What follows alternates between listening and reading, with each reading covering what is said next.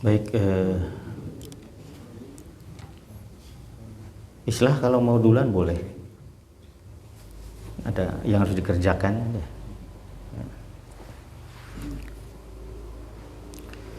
Bismillahirrahmanirrahim. Alhamdulillah alladzi anzala as-sakinata fi qulubil mu'minin liyazdadu imanan ma'a imanihim. Asyhadu an la ilaha illallah wahdahu la syarikalah wa asyhadu anna Muhammadan abduhu wa rasuluh. Amma ba'du.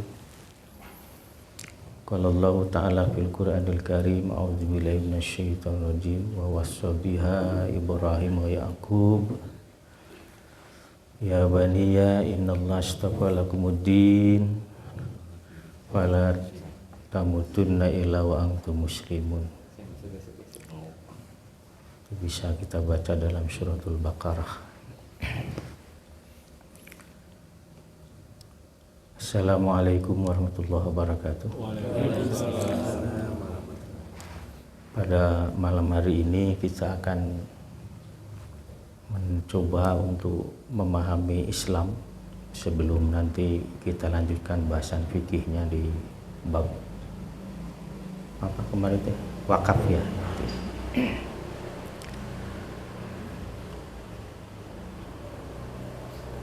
Pada satu ketika ada orang yang datang kepada Nabi, ya Muhammad, demi zat yang telah mengutusmu, sesungguhnya aku tidak punya keinginan mendatangimu. Jadi orang bersumpah untuk tidak mendatangi Nabi. Hanya setelah saya menghitung sumpah saya itu dengan jari-jari yang saya miliki, mengharuskan saya untuk tetap mendatangimu. Kemudian dia bertanya kepada Nabi, sebenarnya yang kamu bawa apa sih Muhammad? Jadi dia datang dan bertanya, sesungguhnya yang kamu bawa itu apa?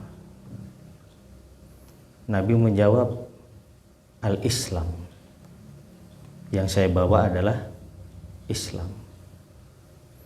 Kemudian orang ini nanya lagi, wa mal Islam? Islam itu apa?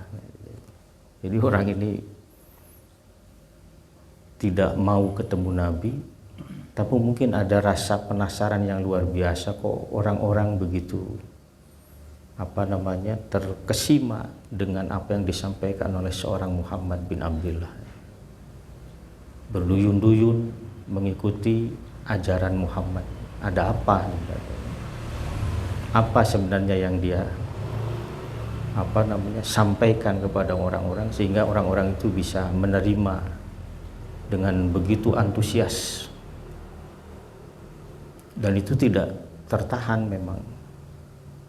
Berbondong-bondong orang itu mendatangi Nabi dan menyatakan keislaman mereka. Apa yang kamu bawa? Islam. Islam itu apa? Nabi menjawab, al-Islamu an tuslima qalbaka lillahi wa an tuwajjiha wajhaka lillahi. Itu. Ya, supaya ada geraknya.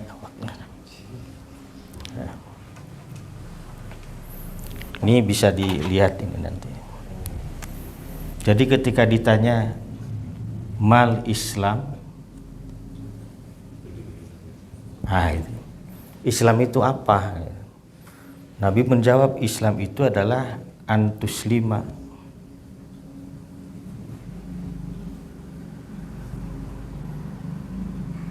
kolbak. Apal kolbak tuh? Apa lagi nyanak sayur? Kolbak. Antuslima kolbaka. Kamu menyerahkan hatimu. Jadi ketika isi mufrad diidofatkan kepada domir ma'rifah, itu menunjukkan istighraq, keseluruhan.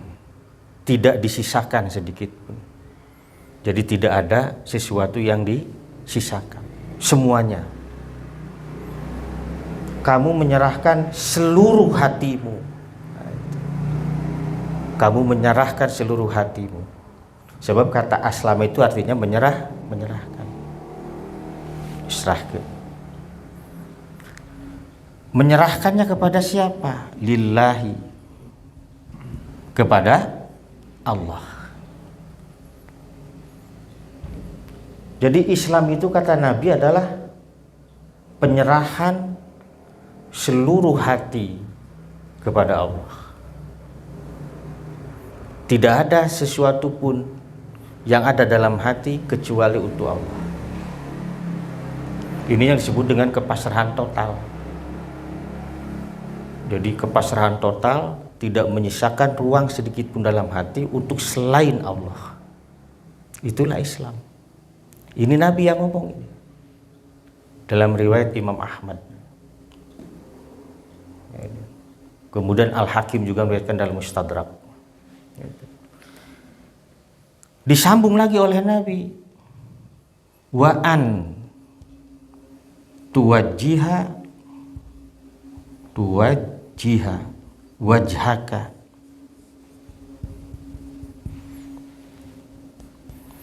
wajah itu apa? Muka. Asal artinya itu wajhun, itu muka. Tapi sesungguhnya ketika disebut muka itu sedang menyebut tentang keseluruhan anggota tubuh minal jawarih. Ini pun sama. Jadi maksudnya bahwa Islam itu selain kamu menyerahkan seluruh jiwamu dan tidak disisakan sedikit pun untuk selain Allah, kamu pun harus menyerahkan seluruh ragamu kepada Allah juga sama.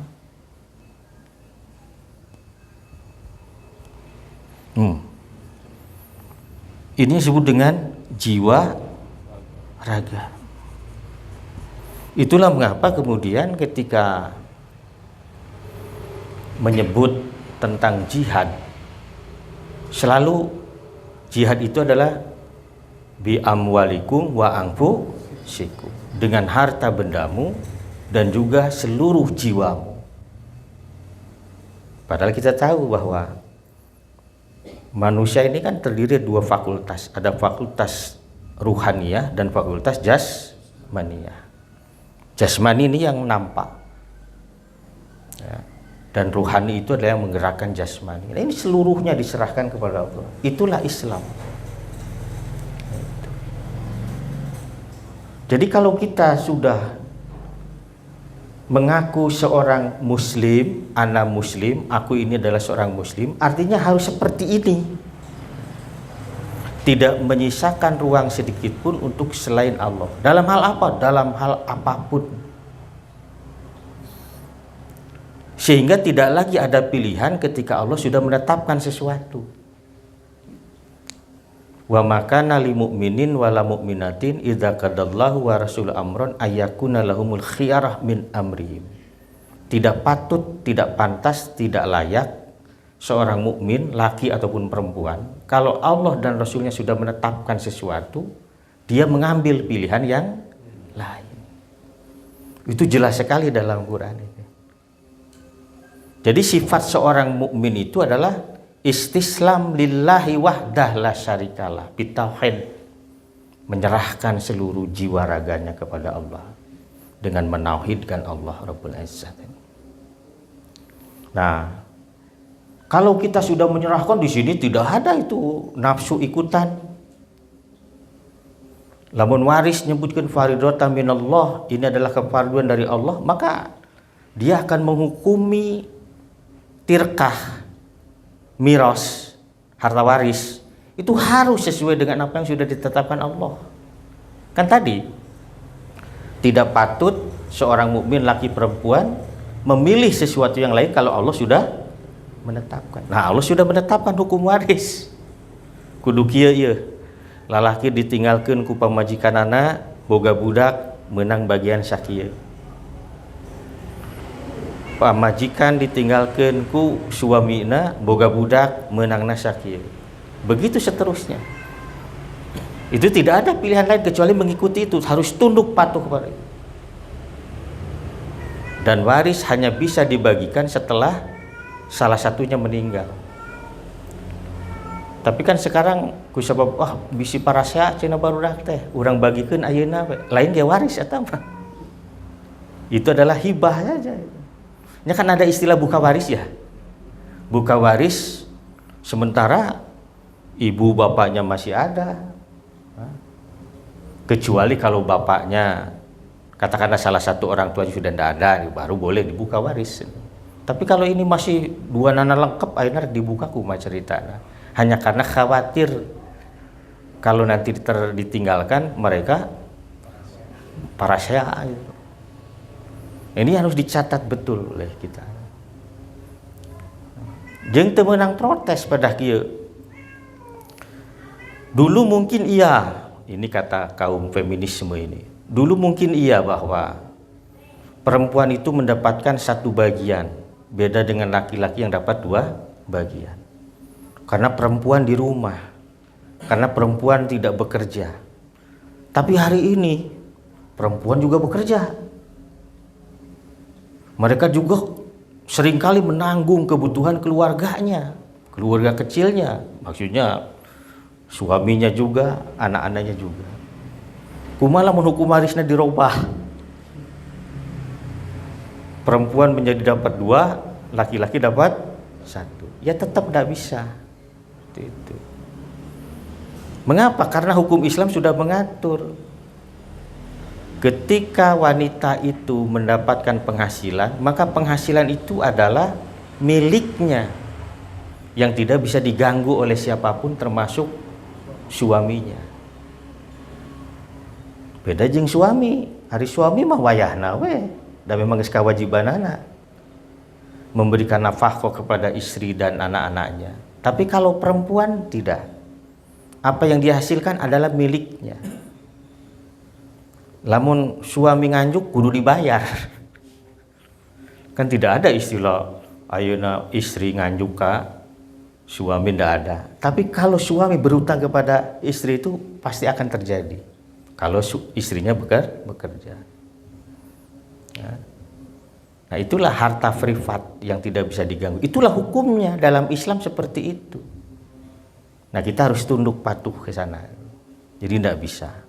Pun demikian dalam hal-hal yang lain, dalam wasiat, dalam wakaf, dalam apapun.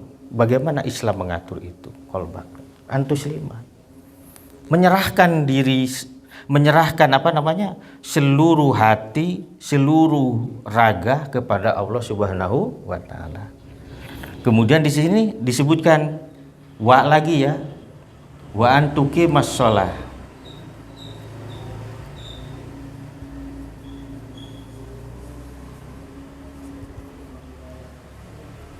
Ya. Kamu mendirikan salat. Ya, wa antuqimas sholata. Salat yang mana ini? Al-maktubah. Al-maktubah itu yang mana berarti? Yang 5 itu. Subuh, zuhur, asar, maghrib, dan isya. Itu salat maktubah Islam. Kemudian ada lagi wa'an tu'addiya az-zakah. Zakat al-mafrudoh di sini disifati mafrudoh. Mengapa disifati zakat dengan al-mafrudoh? Zakatal mafrudoh. Mafrudoh itu adalah sesuatu yang sudah ditetapkan aturannya, bilangan anak ya. Kan dalam zakat itu ada yang disebut apa tuh? Nisab, ada haul, ada juga kadarnya kan. Nah ini nggak boleh dirubah ini. Jadi bukan karena kemudian sekarang ini ada perubahan dalam hal misalnya mustahik kemudian berubah sedemikian rupa, tidak bisa. Tetap saja innamas shadaqati lil fuqara wal masakin wal amilina wal mu'allafati qulubuhum wa fir riqab wa fi sabilillah wa ibnis sabil dan seterusnya. Itu harus seperti itu. Nah, ada yang bertanya, Pak Ustadz, ini asli yang bertanya begini. Saya katanya pernah membaca hadis, kata dia tuh, bahwa kalau misalnya saya sudah melaksanakan rukun Islam yang 5 itu, syahadat, apalagi sholat, zakat, saum, kemudian apa? Haji, dengan tidak menambahi dan tidak mengurangi saya masuk surga. Apa benar? Karena memang ada hadis yang mengatakan itu, la azidu fihinna syai' wa la anqusu minhu syai'. Aku tidak akan menambahi dan aku tidak akan mengurangi. Kemudian kata Nabi, in shadaqa dakhalal jannah. Kalau dia benar, tidak mau menambahi, tidak mau mengurangi, maka dia pasti masuk surga. Saya katakan iya. Jadi jampen masuk surga ada rukun Islamnya 5 selain rukun iman tuh. Asal kita bersyahadat benar, sholat benar wajib dah, zakat benar, saum benar, mampu berhaji benar, insya Allah itu masuk surga. Karena memang itu yang ditetapkan oleh Nabi, buniyal Islam ala khamsin. Islam itu dibangun di atas 5. Yang 5 itu yang tadi disebutkan itu. Syahadat, salat, zakat, saum dan berhaji. Saumnya saum Ramadan. Mengapa? Karena kata Nabi ketika ditanya, hal alayya ghairu zalik ya Rasul. Apakah ada selain, kan tadi disebutkan salat 5 waktu. Wajib tuh bagimu. Kemudian dia nanya, ya Rasulullah, ada sesuatu kewajiban lain dalam hal sholat yang harus aku lakukan? Kata Nabi, lah, tidak ada.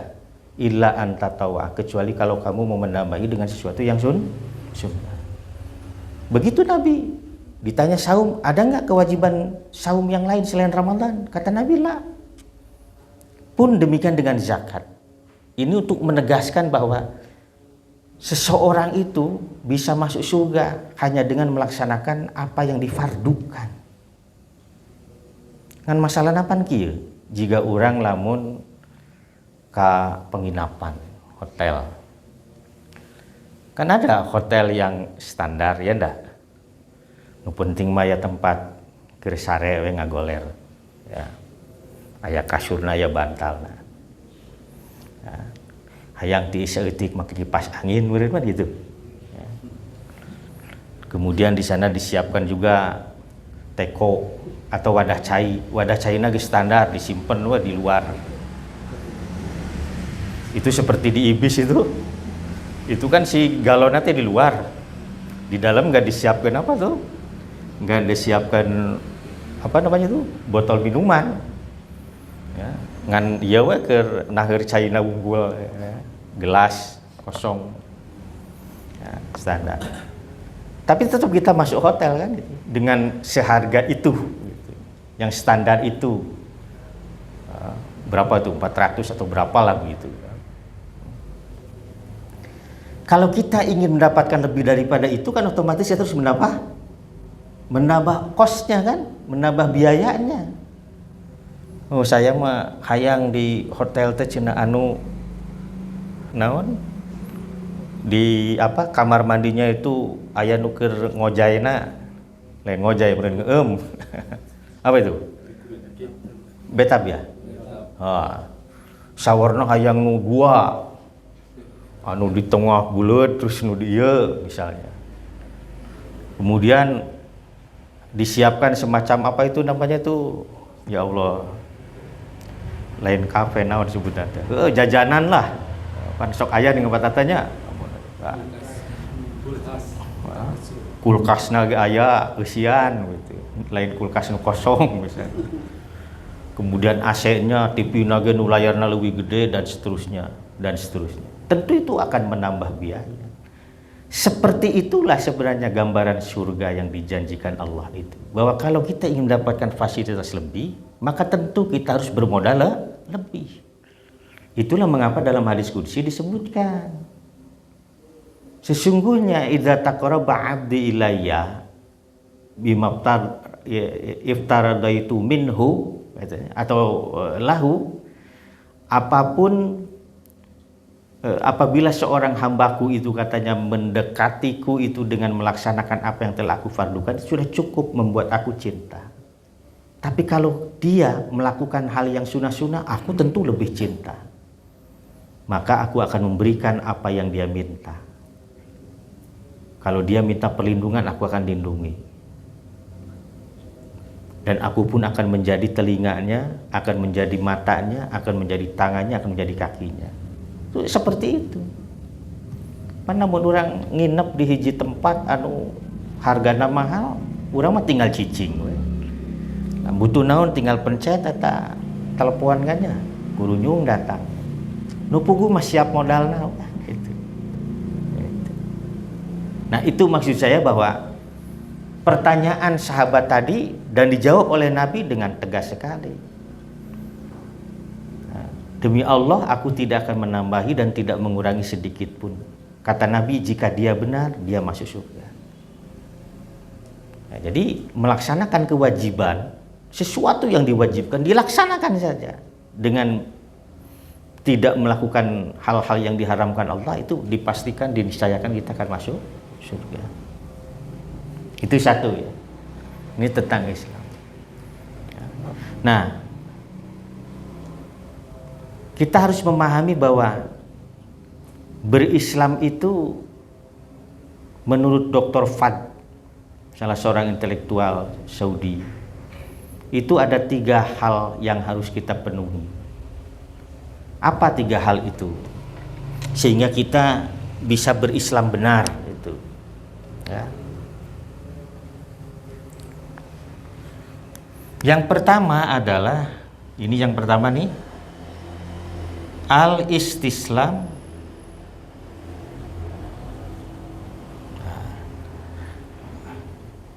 al-istislamu lillahi ya. Ya. Dengan apa ini? Dengan tauhid, bitauhid. Ari tauhid teh naon? Sanes tahu nu di Lembang aya tahu tauhid. Jadi al-istislamu lillahi bitauhid, berserah diri dengan sepasrah-pasrahnya kepada Allah melalui tauhid. Tauhid itu apa?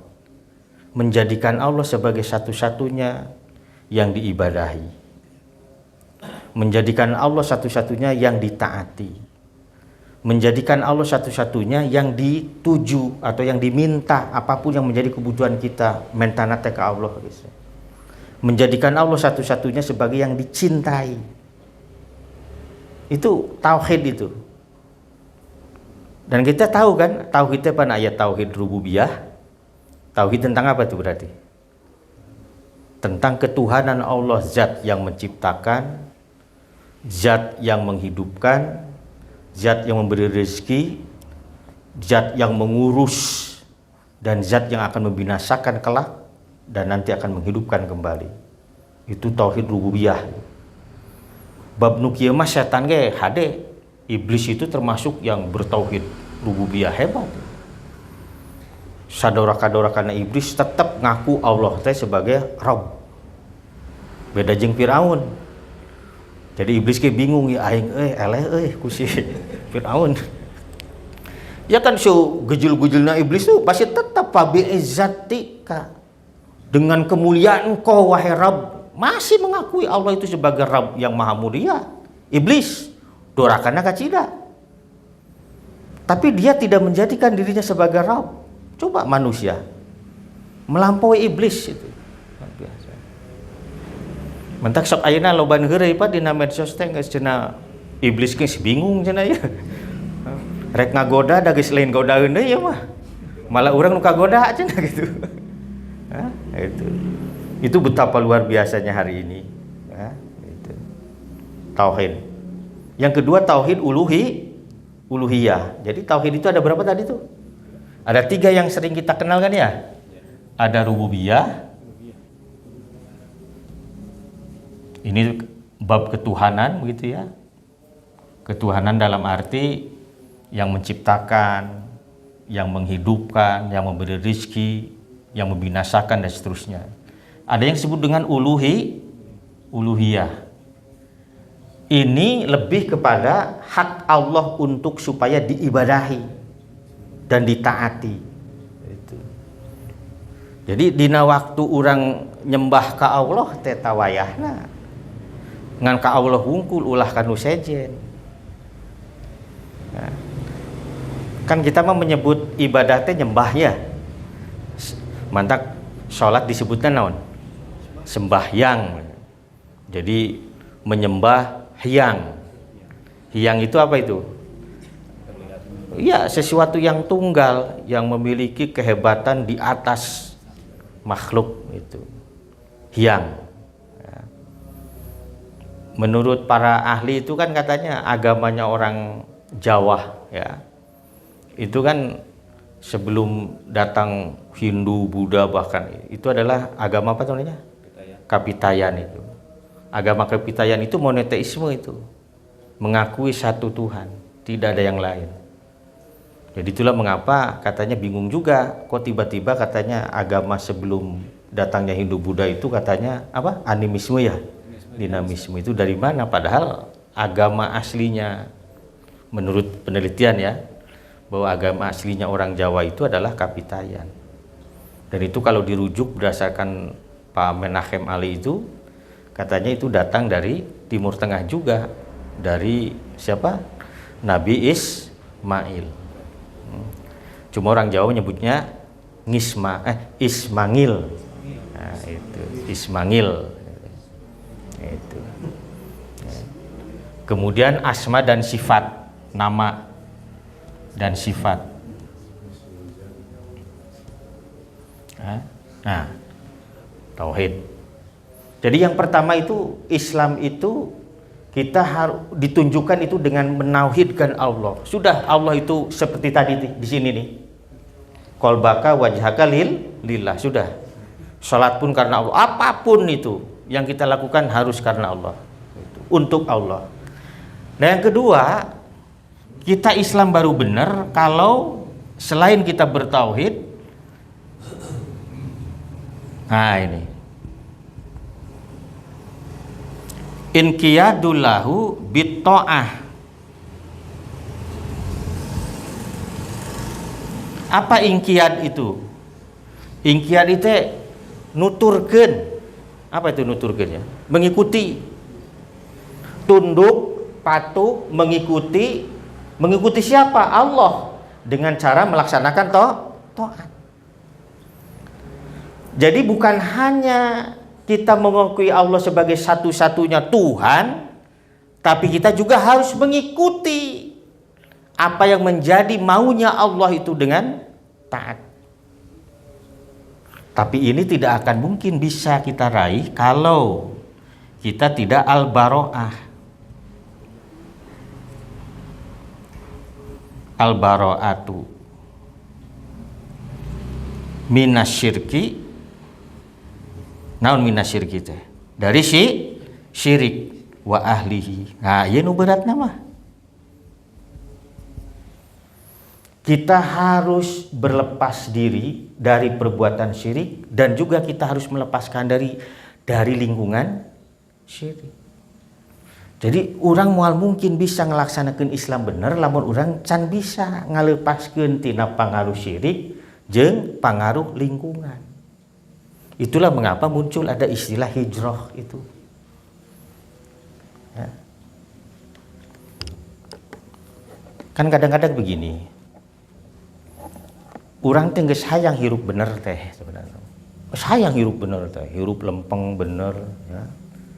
Bager ya seterusnya. Tapi lingkungan kita tidak mendukung kita untuk bisa hidup kita menjadi beres. Lingkungan itu maksud saya adalah bisa lingkungan rumah, bisa juga lingkungan masyarakat sosial, atau lingkungan kerja. Lingkungan saja.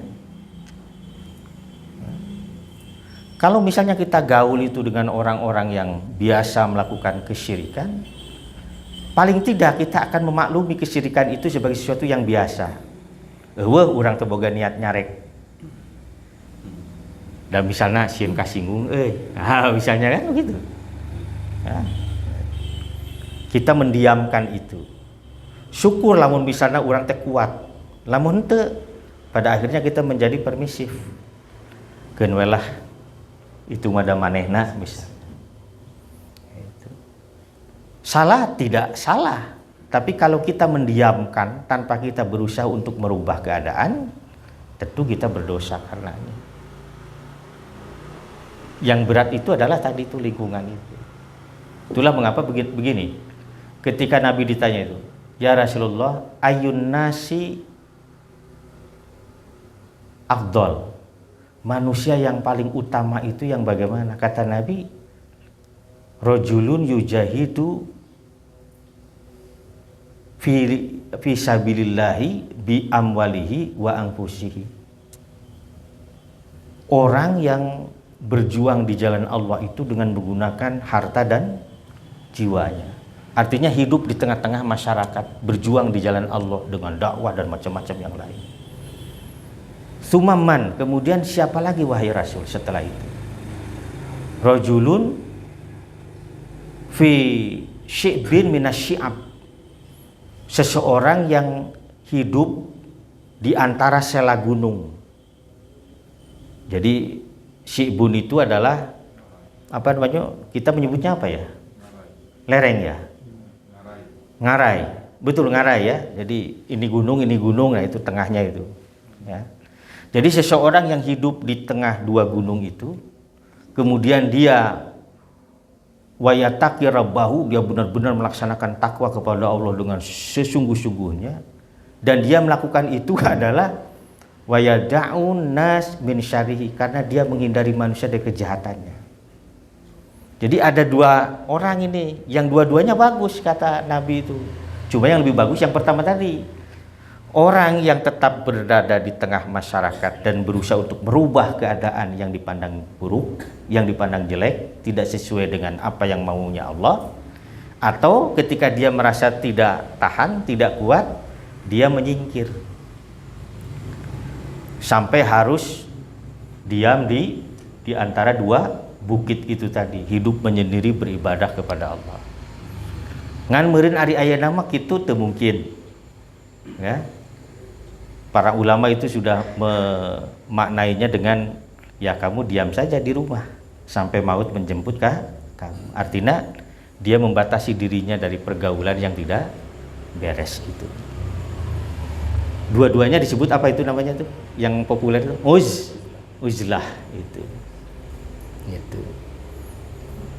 Nah, jadi tetap yang utama itu adalah bagaimana kita menjadi muslim yang benar itu dengan cara tadi itu. Bertauhid kepada Allah, mengikuti apa yang menjadi hukum Allah. Yang ketiga, kita menghindari dari perbuatan syirik dan juga orang-orang yang berbuat syirik. Nabi Muhammad SAW itu kan tetap berjibaku itu di Mekah sebelum ia diperintahkan oleh Allah untuk hijrah ke Madinah. Jadi dia tetap itu, meskipun ada penolakan dari sana sini, tapi Nabi tetap berjuang luar biasa itu di Mekah sampai kemudian Allah perintahkan dia pergi ke itu yang kedua. Yang ketiga, Nabi pernah bilang bahwa innalil islami suwan wa manaran. Islam itu punya rambu-rambu. Kamanar tarik, seperti rambu-rambu jalan. Jadi Islam itu memiliki rambu-rambu. Rambu-rambu dibuat untuk apa? Rambu-rambu dibuat untuk apa? Ya? Ya pasti untuk dipatuhi ya. Tapi maksud saya untuk apa itu? Tujuannya apa rambu-rambu dibuat? Peringatan.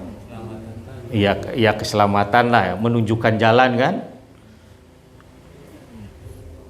Pas nanjak pan aya tandana, pas turun aya tandana. Lamun ada tebing sok aya kerikil dengan sok tanda ya, dan macam-macam yang lain.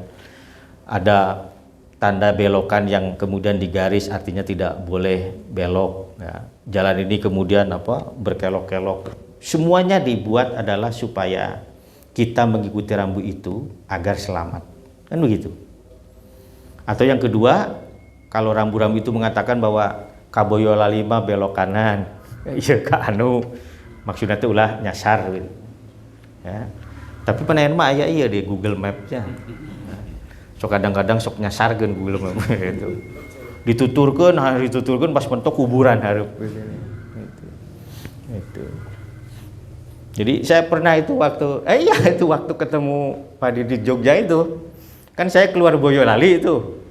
Pak cenah orang keluar ka dieu we cek nu jajab teh keluar. Nuturkeun map. Dia juga baru nuturkeun ari pas mentok. Nah, jadi kieu cenah itu. Enggak tahu itu apakah salah belok atau gimana, nu penting mentok we teh. Pas ditinggal gigireuna kuburan unggul we urang can siap ari kudu maot ayeuna pas saya bilang begitu. Balik lagi. Jadi lucu juga itu ya. Jadi dia mengabaikan rambu-rambu jalan, dia mengikuti map gitu. Jadi khusyuk kieu nuturkeun teh nyaho mentok gitu. Gitu. Terus kepada suka milarian ieu Pak Anang emut keneh. Naon ya Allah nuju hoyong-hoyongna eta naon mie kocok naon lah. Saurna teh aya di dinya itu. Kukurilingan we teh nepi-nepi. Pas naroskeun muhun Pak da mobil mah disimpen di dia ka ditu mah mapah cenah jalan kae di itu. Nah, jadi itu contoh bahwa rambu itu menjadi sangat penting untuk diikuti karena itu akan menjadi petunjuk bagi kita sampai ke tempat tujuan dengan selamat. Nah, Islam itu punya apa saja rambu-rambunya. Pertama, tetap konsisten. Antu'mina billahi wahdah la syarikalah, iman ke Allah. Yang kedua salat, yang ketiga zakat, yang keempat saum, yang kelima berhaji. Kemudian al-amru bil ma'ruf wa nahyu anil munkar. Amar ma'ruf nahi munkar itu bagian dari tanda rambu-rambu itu. Jadi benar kalau Allah katakan kuntum khaira ummatin ukhrijat linnas ta'muruna bil ma'ruf wa tanhauna 'anil munkar. Jadi salah satu tanda atau rambu-rambu Islam itu adalah beramar ma'ruf nahi munkar. Ma'ruf itu apa sih? Pak Slamet, kita kan sering dengar amar ma'ruf, apa tuh? Jadi al-amru itu artinya memerintah. Al-ma'ruf itu sering kita artikan baik. Al-amru bil ma'ruf berarti kita memerintah atau mengajak orang berbuat baik. Wan nahyu artinya larangan, mencegah. Anil munkar, al-munkar itu sesuatu yang munkar. Jadi al-amru bil ma'ruf wan nahyu anil munkar itu berarti kita mengajak orang berbuat baik dan kita mencegah orang dari berbuat jahat. Nah, al-ma'rufnya sendiri itu adalah ismun syamilun bi abwabil khair. Yang dimaksud dengan al-ma'ruf itu adalah segala sesuatu yang bisa mengantarkan kita kepada kebaikan apapun rupa dan bentuknya. Itu al-ma'ruf masuk kategorinya. Dan al-ma'ruf itu amat sangat dipengaruhi oleh lokal. Apa itu? Oleh wilayah dan bahkan zaman. Itulah mengapa ada yang disebut likuli makanin urfun walikuli zamanin urfun. Setiap tempat punya kemakrufannya sendiri. Sebagaimana setiap zaman ada kemakrufannya sendiri. Apa yang dipandang makruf orang BCI belum tentu itu makruf bagi orang Tegal Kawu. Begitupun seterusnya. Itu yang disebut dengan uruf itu. Ya. Jadi kebiasaan-kebiasaan itu akan berbeda. Katakan apa tata di Ciamisannya itu akan berbeda misalnya dengan kemakrufan orang Banten, orang Pandeglang dan seterusnya. Itu ma'ruf. Amar ma'ruf itu berarti kita mengajak orang, memerintahkan orang berbuat ma'ruf itu. Nah, kemudian wa antusallima ala ahli baitika. Termasuk rambu-rambu Islam itu adalah kamu mengucapkan salam kepada orang rumahmu ketika kamu idza dakhalta. Ketika kamu masuk ke dalam rumah. Jadi orang asup ka imah sorangan itu kudu salam. Itu bagian dari tanda dan mercusuarnya Islam. Jadi tong abong ke ka imah sorangan langsung budak. Nah, kita ucapan salam dulu. Bahkan disebutkan bahwa turiko abwabun nabi, pintu-pintu nabi itu selalu diketuk. Jadi nabi itu kalau masuk rumah itu ketuk pintu dulu, meskipun rumah sendiri. Tok tok tok, assalamualaikum. Itu. Bahkan nabi itu kan pernah melarang pasukan yang baru pulang dari medan perang, ketika mengucap salam 3 kali tidak dibukakan, ya dia tidur di luar saja. Tidak boleh sampai membangunkan istrinya di tengah malam. Bahkan Nabi sendiri seringkali untuk tidak masuk ke dalam rumah, di masjid ngagoler kalau pulangnya malam hari itu. Jadi betapa Islam mengajarkan seperti itu. Karena ada orang mah mungkinnya gitu. Aku mau ayah HP ma kayak bapak wih tabu sa'anu di wartosan lah sok cetel alarmna misalnya begitu kan. Nabi dulu kan rekuma komunikasinya. Jadi datang pas kalau malam beliau akan tidur di masjid sampai subuh hari, sholat berjamaah, setelah matahari terbit baru keluar. Itu betapa Nabi sangat menghargai istri. Pan lamun urang masuk ngamuk-ngamuk, apal salaki mah gawe capek ya kalah kerek we sare itu ngamuk ya. Nabi mah teh kitu, memang luar biasa lah itu. Akhlak Nabi itu kepada istrinya itu lembut sekali. Nah, kemudian juga ditambahkan wa antusalima, dan kamu mengucapkan salam kepada saudara-saudaramu yang di luar Sa'idah Mararta. Kalau kamu itu berpapasan di jalan, assalamualaikum. Itu bagian. Jadi kalau saya mengambil simpul dari hadis yang tadi riwayat Ibnu Hibban itu, bahwa segala hal yang baik itulah rambu Islam yang harus kita ikuti dan kita amalkan, kita taati. Jadi apapun itu. Ya, termasuk tadi Nabi kalau ketemu anak kecil diusap kepalanya, assalamualaikum. Gitu. Kemudian Nabi mengeluarkan apa itu kurma kadang. Dan itu diikuti oleh para misionari. Misionari Kristen itu, maaf ya, itu sering bawa permen atau kue atau apa begitu. Ketemu anak-anak di jalan itu dikasih. Gitu. Itu perilaku Nabi itu. Nabi itu saking sayangnya kepada anak-anak itu.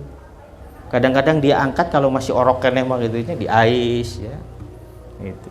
Itu Nabi itu luar biasa sekali. Jadi kalau kita berislam mengikuti Nabi, diyakini tidak akan ada pertengkaran, tidak akan ada permusuhan, tidak akan ada perasaan tidak nyaman. Karena Nabi berpesan sekali kepada siapa tuh? Anas bin Malik.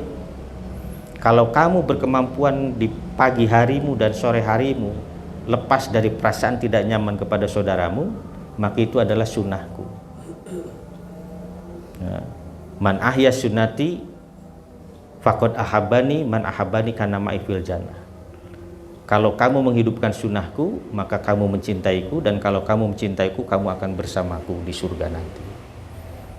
Nah, ini perasaan di hati tidak nyaman kepada saudara seiman itu merupakan ciri dari Islam yang harus ada pada kita semua.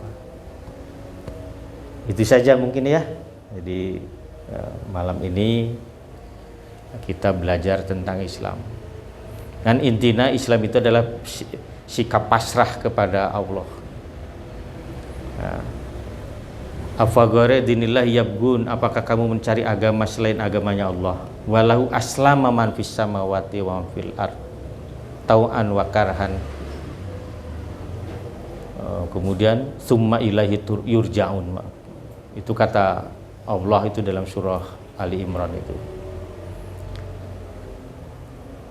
Apakah kamu mencari ketaatan kepada selain Allah, sementara yang di langit, yang hidup di langit dan di bumi semuanya berserah diri kepada Allah, baik sukarela ataupun terpaksa, dan semuanya kalian itu akan dikembalikan. Wow.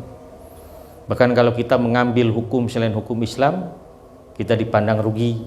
Wa may yabtaghi ghairal islami dinan fala yuqbala minhu syai'an wa huwa fil akhirati minal khasirin.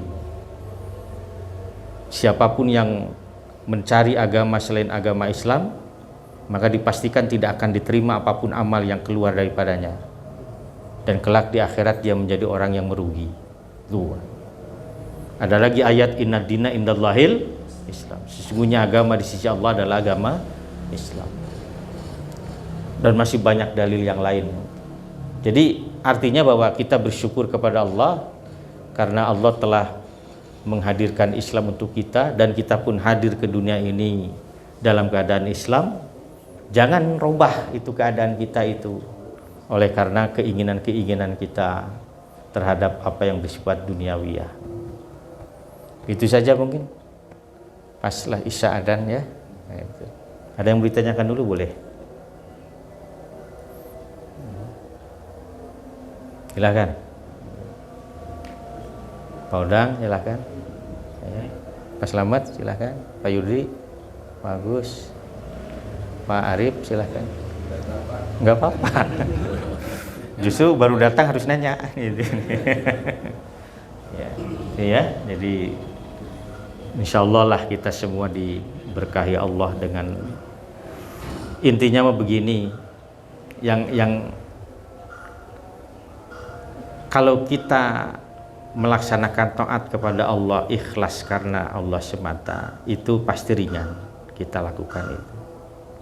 Tapi kalau kita melaksanakan taat itu karena berat dan terpaksa, itu menyiksa. Dan kehidupan kita menjadi sangat tidak nyaman. Itu kembali kepada kita mau, itu pilihan sebenarnya. Kita ingin yang tauan, sukarela melaksanakan ketaatan, atau karhan kita terpaksa melaksanakan ketaatan karena tidak ada pilihan. Itu nyeri hati, seperti nyeri hati Hindun, istrinya Abu Sufyan itu, ketika pertama kali masuk Islam terpaksa karena tidak ada pilihan. Karena kalau dia menolak, dia dipastikan akan terusir dari Mekah. Berat itu, tersiksa dia secara batin itu. Tapi lama kelamaan, ya, geningan dipikir-pikir bener ngeunah hirup dina Islam teh, dan akhirnya bisa. Itu saja. Mudah-mudahan Allah memberikan kepada kita nikmat iman yang berlebih, kemudian kita dimampukan untuk melaksanakan ketaatan kepada Allah dengan cara berislam yang benar, dan kita terus meningkatkan pengetahuan kita supaya kualitas amaliyah kita dan kuantitas amaliyah kita juga bertambah, dan kita mendapatkan ridha Allah kelak dan diterima sebagai hamba Allah yang soleh. Subhanakallahumma bihamdika asyhadu an la ilaha illa anta astaghfiruka wa atubu ilaik. Aqulu qouli hadza wa astaghfirullahaladzim. Wassalamualaikum warahmatullahi wabarakatuh.